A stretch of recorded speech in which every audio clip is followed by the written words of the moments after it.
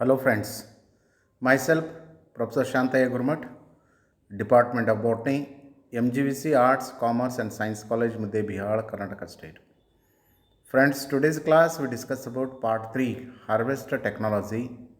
In this Harvest Technology, today's class we discuss about storage and packing.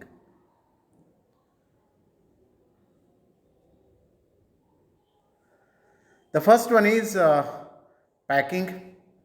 The term packing encompasses both the direct or primary packaging and the secondary and tertiary packaging. The over packaging such as over vats, cartons and crates etc. Proper packing is essential, otherwise the spoilage of fruits and vegetables are more in our country. Packing of grapes in mud pots is quite common in South India. It is often observed that during transport, the mud pots break and the contents get damaged. In some cases, like mango, pineapple, banana, etc., a straight load is practiced in certain regions.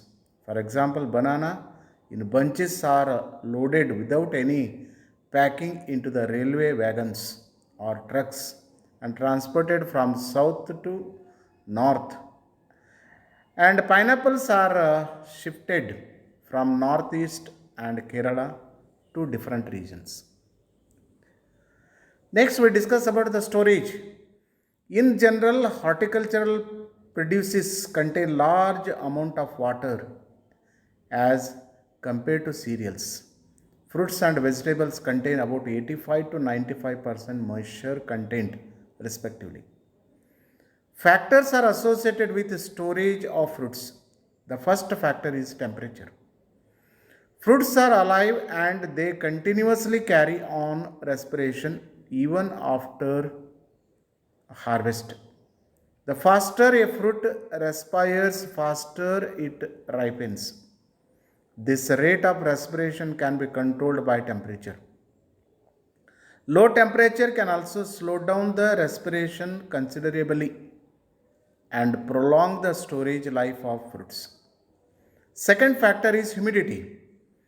As fruits and vegetables relatively contain a large percentage of moisture, maintaining a high humidity during storage will minimize transpiration. And third factor is storage atmosphere.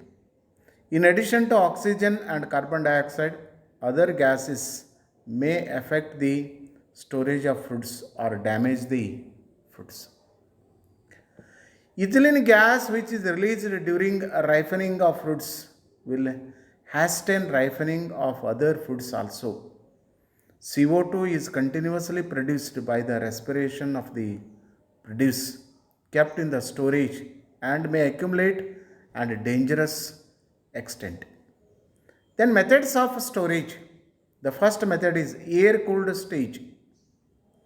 Fruits are placed in racks in the insulation building by keeping the ventilation open at night or admit the cool night air